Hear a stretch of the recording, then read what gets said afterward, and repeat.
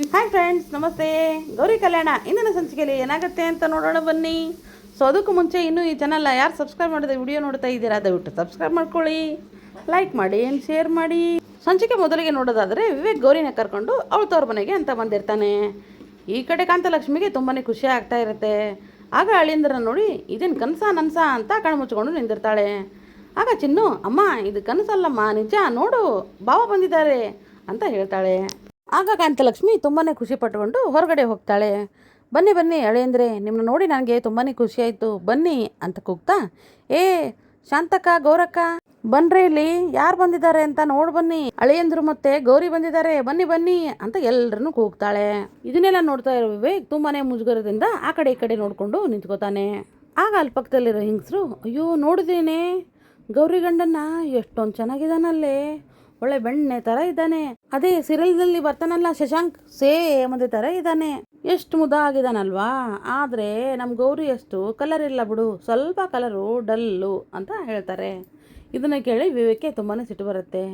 ಇವರೇನಿವರು ನನಗೆ ಕಿಂಡಲ್ ಮಾಡ್ತಾ ಇದ್ದಾರಲ್ಲ, ಇವ್ರಿಗೆ ನನ್ನನ್ನು ಗೊಂಬೆ ಅಂದ್ಕೊಂಡಿದ್ದಾರೋ ಹೇಗೋ ಅಂತ ಅಂದ್ಕೊಂಡು ಆ ಕಡೆ ಈ ಕಡೆ ಮುಖ ಮಾಡಿಕೊಂಡು ನಿಂತ್ಕೋತಾನೆ.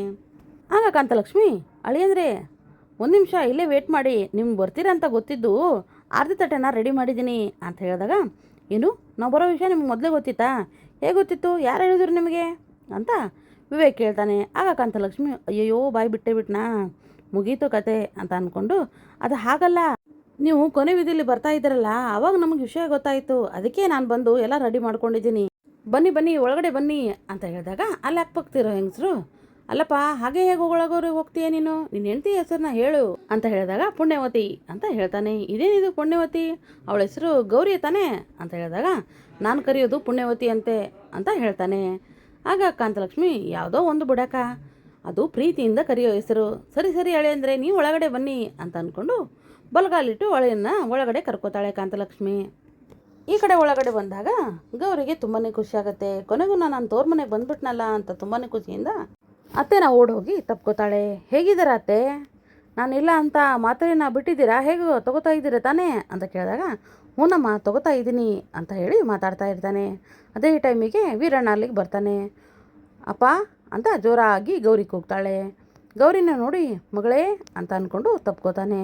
ಹೇಗಮ್ಮ, ಹೇಗಿದೆಯಾ, ಚೆನ್ನಾಗಿದೆಯಾ ನೀನು ಅಂತ ಅಂದಾಗ, ಹೂನಪ್ಪ ನಾನು ಚೆನ್ನಾಗಿದ್ದೀನಿ, ನೀನು ಹೇಗಿದೆಯಾ, ಅಲ್ಲಪ್ಪ ಇಷ್ಟು ದಿನ ಆದರೂ ನಾನು ನಿನಗೊಂದು ಫೋನ್ ಮಾಡಿಲ್ಲ, ಒಂದು ಮಾತು ನಿನ್ನ ಜೊತೆ ಆಡಿಲ್ಲ, ನನ್ನ ಮೇಲೆ ಏನಾದರೂ ಸಿಟ್ಟಿದೆಯೇನಪ್ಪ ನಿನಗೆ ಅಂತ ಕೇಳಿದಾಗ, ಛೇ ಆ ಥರ ಏನಿಲ್ಲಮ್ಮ, ಇವತ್ತಿಲ್ಲ ನಾಳೆ ನನ್ನ ಮಗಳು ನನ್ನ ಮಾತಾಡಿಸ್ತಾಳೆ ಅಂತ ನನಗೆ ನಂಬಿಕೆ ಇತ್ತು, ಒಂದಲ್ಲ ಒಂದು ದಿವಸ ಅವಳು ನನ್ನ ಮನೆಗೆ ಬರ್ತಾಳೆ ಅಂತ ನನಗೆ ನಂಬಿಕೆ ಇತ್ತಮ್ಮ ಅಂತ ಹೇಳ್ತಾರೆ. ಅವಾಗ ಕಾಂತಲಕ್ಷ್ಮಿ, ಏನ್ರಿ ಬರೀ ಮಗಳನ್ನೇ ಮಾತಾಡ್ಸಿದ್ರೆ ಹೇಗೆ, ಇಲ್ಲಿ ಅಳಿಯಂದ್ರ ಹತ್ರ ಸ್ವಲ್ಪ ನೋಡಿ ಅವರು ಬಂದು ಮಾತಾಡಿಸಿ ಅಂತ ಹೇಳಿದಾಗ, ನಮಸ್ಕಾರ ಅಳಿಯಂದ್ರೆ, ಹೇಗಿದ್ದೀರಾ, ಚೆನ್ನಾಗಿದ್ದೀರಾ ಅಂತ ವೀರಣ್ಣ ಕೇಳ್ತಾನೆ. ಆಗ ವಿವೇಕ್ ಹ್ಞೂ ಅಂತ ಹೇಳ್ತಾನೆ. ಆಗ ವೀರಣ್ಣ, ನಮ್ಮನೆ ತುಂಬಾ ಚಿಕ್ಕದು, ಸ್ವಲ್ಪ ಅಡ್ಜಸ್ಟ್ ಮಾಡ್ಕೊಳ್ಳಿ ಅಂತ ಅಂದ್ಕೊಂಡಾಗ, ಸರಿ ಆಯಿತು ಅಂತ ಕೂಡೋಕೆ ಅಂತ ಹೋಗ್ತಾನೆ. ಆ ಕುರ್ಚಿ ಕಾಲು ಮುರಿದೋಗಿರುತ್ತೆ. ಅದನ್ನು ನೋಡಿ ಇದೇನಿದು ಅಲ್ಲಾಡತ್ತೆ ಅಂತ ಹೇಳಿದಾಗ, ತುಂಬಾ ಹಳೇದಲ್ವಾ ಅದಕ್ಕೆ ಆ ಥರ ಅಷ್ಟೇ ಅಂತ ಹೇಳಿದಾಗ, ಸರಿ ನಿಮ್ಮ ಮನೆನ ನಾನು ಸ್ವಲ್ಪ ನೋಡಬೇಕು ಅಂತ ಅಂದ್ಕೊಂಡು ಗೌರಿನ ಕರ್ಕೊಂಡು ವಿವೇಕ್ ಮನೆಯನ್ನೆಲ್ಲ ನೋಡೋಕೆ ಅಂತ ಹೋಗ್ತಾನೆ. ಒಂದು ರೂಮಿಗೆ ಹೋಗಿ ಅಲ್ಲಿ ಸ್ವಲ್ಪ ರೆಸ್ಟ್ ಮಾಡ್ತೀನಿ, ಸ್ವಲ್ಪ ಸುಸ್ತಾಗಿದೆ ಅಂತ ಹೇಳ್ತಾರೆ. ಅವಾಗ ಸರಿ ಆಯಿತು ರೆಸ್ಟ್ ಮಾಡಿ ಅಂತ ಹೇಳಿದಾಗ, ಏನಿದು ನಿಮ್ಮ ಮನೆ ಒಳ್ಳೆ ಹಳೆ ಕಾಲದ ಮ್ಯೂಸಿಯಂ ಥರ ಅನಿಸ್ತಾ ಇದೆ, ಇಲ್ಲಿ ಇದನ್ನೆಲ್ಲ ನೋಡ್ತಾ ಇದ್ದರೆ ನಾನಿಲ್ಲಿ ಆ್ಯಂಟಿಕ್ ಪೀಸ್ ಥರ ಆಗಿದ್ದೀನಿ ಅಂತ ನನಗೆ ಅನಿಸ್ತಾ ಇದೆ ಅಂತ ಹೇಳ್ತಾರೆ. ಅವ ಏನು ರೀ ಆ ಥರ ಹೇಳ್ತಾ ಇದ್ದೀರಾ, ಅಂದರೆ ನಿಮ್ಮ ನಾನು ಶಿಲಾಬಾಲಕಿ ಥರ ಕಾಣ್ತಾ ಇದ್ದೀನಾ ಅಂತ ಕೇಳ್ತಾಳೆ. ಅದು ಹಾಗಲ್ಲ, ಏನಿದು ಇಷ್ಟೊಂದು ಧೂಳಿದೆ ಅಂತ ಹೇಳಿದಾಗ, ಹೌದ್ರಿ ಬಡವ್ರ ಮನೆ ಅಂದರೆ ಧೂಳು ಇರಲೇಬೇಕಲ್ವಾ, ಇದು ನಮಗೆ ಬಂಗಾರ ಇದ್ದಂಗೆ ಅಂತ ಗೌರಿ ಹೇಳ್ತಾಳೆ. ಆಗ ವಿವೇಕ್, ಇದು ನಿನಗೆ ಬಂಗಾರನ, ತಲೆ ಕೆಟ್ಟಿದೆ ನಿನಗೆ, ಸರಿ ಸ್ವಲ್ಪ ಹೊತ್ತು ಕೂತ್ಕೊಂಡಾದರೂ ಕೂತ್ಕೋತೀನಿ ಅಂತ ಕೂತ್ಕೊಳ್ಳೋಕ್ಕೆ ಅಂತ ಹೋಗ್ತಾನೆ. ಆಗ ಮಂಚ ಸಡನ್ಲಿಯಲ್ಲಿ ಬಿದ್ದೋಗೋ ಥರ ಆಗುತ್ತೆ. ಇದನ್ನು ನೋಡಿ, ಅಯ್ಯೋ ಇದೇನಪ್ಪ ಇದು ಮುರಿದೋಗಿದೆ, ಅಂದರೆ ನಿಮ್ಮ ಮನೇಲಿ ಯಾವುದಕ್ಕೂ ಕಾಲಿಲ್ವಾ, ಆದರೆ ನಿಮ್ಮ ಕಾಲು ಮಾತ್ರ ಆಕಾಶದಲ್ಲಿದೆ, ನಿಮ್ಮ ಮನೇಲಿ ಎಲ್ಲ ಸಾಮಾನು ಇದೇ ಥರನಾ ಅಂತ ಕೇಳ್ತಾನೆ. ಆಗ ಗೌರಿ, ಹೌದು ನಮ್ಮ ಮನೇಲಿ ಎಲ್ಲ ಇದೇ ಥರ, ನಾವು ಅಡ್ಜಸ್ಟ್ ಮಾಡ್ಕೋಬೇಕಷ್ಟೇ ಅಂತ ಹೇಳ್ತಾರೆ. ಅವಾಗ ನನಗೆ ತುಂಬಾ ಸೆಕೆ ಆಗ್ತಾಯಿದೆ ಅಂತ ವಿವೇಕ್ ಹೇಳ್ತಾನೆ. ಆಗ ಗೌರಿ, ಸರಿ ಹಾಗಿದ್ರೆ ಫ್ಯಾನ್ ಹಾಕ್ಲಾ ಅಂತ ಅಂದ್ಕೊಂಡು ಫ್ಯಾನ್ ಹಾಕೋಕೆ ಅಂತ ಹೋಗ್ತಾಳೆ. ಆಗ ಫ್ಯಾನ್ ಗಡ ಗಡ ಗಡ ಗಡ ಅಂತ ತಿರುಗೋಕೆ ಶುರು ಆಗುತ್ತೆ. ಆಗ ವಿವೇಕ್ಗೆ ಡೌಟ್ ಬರುತ್ತೆ, ಇದೆಲ್ಲಿಂದ ಸೌಂಡ್ ಬರ್ತಾ ಇದೆ, ನನಗೆ ಅರ್ಥನೇ ಆಗ್ತಾ ಇಲ್ಲ ಅಂತ ಅಂದ್ಕೊಂಡು ಆ ಕಡೆ ಈ ಕಡೆ ಅಂತ ನೋಡೋಕೆ ಅಂತ ಹೋಗ್ತಾನೆ. ಆಗ ಗೌರಿ, ಅದು ಏನು ಅಂದ್ಕೊಳ್ಳೋಕೆ ಹೋಗ್ಬೇಡಿ, ಇದು ಫ್ಯಾನ್ ಸೌಂಡು ಅಂತ ಹೇಳಿದಾಗ, ಏನು ಫ್ಯಾನ್ ಸೌಂಡಾ, ಈ ಥರ ಕೇಳಿಸ್ತಾ ಇದೆಯಾ, ಒಳ್ಳೆ ಕಲ್ಲನ್ನ ಪುಡಿ ಮಾಡೋ ಕ್ರಿಸರ್ ಥರ ಇದೆ, ಫಸ್ಟ್ ಇದನ್ನು ಆಫ್ ಮಾಡು ಅಂತ ಫ್ಯಾನ್ನ ಆಫ್ ಮಾಡಿಸ್ತಾನೆ. ಆಗ ಗೌರಿ, ರೀ ನೀವು ಇಲ್ಲೇ ಸ್ವಲ್ಪ ರೆಸ್ಟ್ ಮಾಡಿ, ನಾನು ಹೋಗಿ ಅಮ್ಮನಿಗೆ ಅಡುಗೆಯಲ್ಲಿ ಹೆಲ್ಪ್ ಮಾಡ್ತೀನಿ ಅಂತ ಹೇಳ್ತಾ ಇರ್ತಾಳೆ. ಸರಿ ಹೋಗು ಅಂತ ಹೇಳಿದಾಗ, ಅದೇ ನಿಮ್ಗೆ ಇನ್ನೊಂದು ವಿಷಯ ರೀ, ಒಂದು ಗುಟ್ಟು ಹೇಳಬೇಕು, ಇಲ್ಲಿ ಸ್ವಲ್ಪ ಹಾವು ಇಲಿ ಎಲ್ಲ ಬರ್ತಾ ಇರುತ್ತೆ, ನೀವು ಹೆದರ್ಕೊಳ್ಳೋಕೆ ಅಂತ ಹೋಗೋಕೆ ಹೋಗ್ಬೇಡ್ರಿ, ಅವು ಏನೂ ಮಾಡಲ್ಲ ನಿಮಗೆ, ಅಷ್ಟೇ ಸ್ವಲ್ಪ ಕಾಲು ಕಚ್ಚಿ ಹೋಗ್ತಾವಷ್ಟೇ, ನೀವೇನು ತಲೆ ಕೆಡಿಸ್ಕೊಬೇಡಿ ಅಂತ ಹೇಳಿ ಅಲ್ಲಿಂದ ಹೊರಟೋಗ್ತಾಳೆ. ಈ ಕಡೆ ವಿವೇಕೆ ತುಂಬಾ ಸಿಟ್ಟು ಬರ್ತಾ ಇರುತ್ತೆ. ಈ ಹಾಳದ ಕೊಂಪಿಲಿ ನಾನು ಬೇರೆ ಸಾಯ್ಬೇಕಾ, ನಾನು ಬಂದಿರೋದೇ ಬೇರೆ ಕಾರಣಕ್ಕೆ, ಆ ಮೋನಿಕಾನ ಇವತ್ತು ಎಷ್ಟೊತ್ತಿದ್ರು ಹಿಡಿತೀನಿ, ಅವಳನ್ನ ಬಚ್ಚಿಟ್ಟು ಇವರು ಗೇಮ್ ಆಡ್ತಾ ಇದ್ದಾರಲ್ಲ ನನ್ನ ಜೊತೆ, ಇವರ ಮಾತ್ರ ನಾನು ಸುಮ್ಮನೆ ಬಿಡಲ್ಲ ಅಂತ ಮನಸ್ಸಲ್ಲೇ ಬೈಕೋತಾ ಇರ್ತಾನೆ. ಈ ಕಡೆ ಮೋನಿಕಾ ರೋಡಲ್ಲಿ ಅಲಿತಾ ಇರ್ತಾಳೆ. ಈ ಅನಿಕೇತ್ಗೆ ಫೋನ್ ಮಾಡಿದರೆ ಅನಿಕೇತ್ ಫೋನ್ನೇ ರಿಸೀವ್ ಮಾಡ್ತಾ ಇಲ್ಲ, ಎಲ್ಲಿ ಮಣ್ತಿನಕ್ಕೆ ಹೋಗಿದ್ದಾನೋ ಏನೋ, ಹಾಳಾದವನು ನನಗೆ ಮೋಸ ಮಾಡಿಬಿಟ್ಟ, ನನ್ನ ಬೀದಿಗೆ ತಂದುಬಿಟ್ಟ, ಎಲ್ಲಿಗಪ್ಪ ನಾನು ಹೋಗೋದು ಇವಾಗ ಅಂತ ಯೋಚನೆ ಮಾಡ್ತಾ ಇರ್ತಾಳೆ. ಆಗ ಸಡನ್ಲಿ ಅವಳಿಗೆ ದೇವಸ್ಥಾನದಲ್ಲಿ ಪುರೋಹಿತರ ಹೇಳಿರೋ ಮಾತು ನೆನಪಿಗೆ ಬರುತ್ತೆ.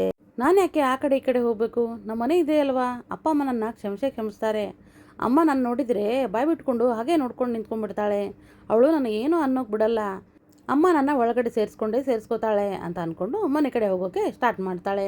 ಈ ಕಡೆ ದಿನ ಬಂದು ಕುಟುಂಬದವರು ಮಾತಾಡ್ತಾ ಕೂತಿರ್ತಾರೆ. ಆಗ ಅಲ್ಲಿ ಸಡನ್ಲಿ ಸರಿತಾ ಬರ್ತಾಳೆ. ಸರಿತಾ ಬ್ಯಾಗ್ನ ಹೊತ್ಕೊಂಡು ಬರೋದನ್ನು ನೋಡಿ ಎಲ್ಲರೂ ಶಾಕ್ ಆಗುತ್ತೆ. ಆಗ ಬಂದು ಅತ್ತೆ ಮಾವನ ಹತ್ರ, ಅತ್ತೆ ನಂಗೆ ಆಶೀರ್ವಾದ ಮಾಡಿ ಅಂತ ಸರಿತಾ ಕಾಲು ಮುಗಿಯೋಕ್ಕೆ ಹೋಗ್ತಾಳೆ. ಯಾಕಮ್ಮ ಏನಾಯಿತು, ಎಲ್ಲಿಗೆ ಹೋಗ್ತಾ ಇದೆಯಾ ಅಂತ ಕೇಳಿದಾಗ, ನಾನು ನನ್ನ ತವ್ರ ಮನೆಗೆ ಹೋಗ್ತಾ ಇದ್ದೀನಿ ಅತ್ತೆ ಅಂತ ಹೇಳ್ತಾಳೆ. ಯಾಕಮ್ಮ ಏನಾಯಿತು ಅಂತ ಎಲ್ಲರೂ ಪ್ರಶ್ನೆ ಮಾಡೋಕ್ಕೆ ಶುರು ಮಾಡ್ತಾರೆ. ಆಗ ವಿವೇಕ್ ತಂದೆ, ಏನು ಸರಿತಾ, ಏನು ಅಚಾನಕ್ಕಾಗಿ ಹೋಗ್ತಾ ಇದೀಯಾ, ನನಗೆ ಮುಂಚೆ ಹೇಳೇ ಇಲ್ಲ ನೀನು ಅಂತ ಹೇಳಿದಾಗ, ಯಾಕ್ರಿ ಹೇಳಬೇಕು, ನನಗೆ ಮನೆಯಲ್ಲಿ ಮರ್ಯಾದೆ ಇಲ್ಲ ಅಂತ ಹೇಳಿದ್ಮೇಲೆ ನನ್ನ ಮಾತಿಗೆ ಇಲ್ಲಿ ಬೆಲೆನೇ ಇಲ್ಲ, ಅಂಥದ್ರಲ್ಲಿ ಯಾರಿಗೆ ಹೇಳೋ ಅವಶ್ಯಕತೆ ನನಗಿಲ್ಲ, ನಾನು ಹೋಗ್ತಾ ಇದ್ದೀನಿ ಅಷ್ಟೇ, ನಾನು ಇಷ್ಟೆಲ್ಲ ಆದ್ರೂ ನಾನು ಇಲ್ಲಿರೋಕ್ಕೆ ನನಗೆ ಮನಸ್ಸು ಬರ್ತಾ ಇಲ್ಲ, ನನ್ನ ಮಗನ ಪರಿಸ್ಥಿತಿ ನನಗೆ ನೋಡೋಕ್ಕಾಗ್ತಾ ಇಲ್ಲ, ಇವತ್ತು ನನಗೆ ಎದುರು ಕೊಟ್ಟು ಅವಳು ತವ್ರ ಮನೆಗಳನ್ನ ಕರ್ಕೊಂಡೋಗಿದ್ದಾನೆ ಅಂದಮೇಲೆ ನನಗಿಲ್ಲಿ ಬೆಲೆನೇ ಇಲ್ಲ, ನಾನು ಇಲ್ಲಿ ಇರೋದಿಲ್ಲ ಅಂತ ಹೇಳೋಕ್ಕೆ ಶುರು ಮಾಡ್ತಾಳೆ. ಸೊ ಇಲ್ಲಿಗೆ ಈ ಸಂಚಿಕೆ ಎಂಡ್ ಆಗುತ್ತೆ. ಈ ಸಂಚಿಕೆ ನಿಮಗೆ ಇಷ್ಟ ಆದರೆ ಖಂಡಿತ ಲೈಕ್ ಮಾಡಿ, ಶೇರ್ ಮಾಡಿ ಆ್ಯಂಡ್ ಸಬ್ಸ್ಕ್ರೈಬ್ ಮಾಡಿ. ಸೊ ನೆಕ್ಸ್ಟ್ ವಿಡಿಯೋದೊಳಗೆ ಸಿಗೋಣ. ಸೊ ಎಲ್ಲರಿಗೂ Tata, boy and take care.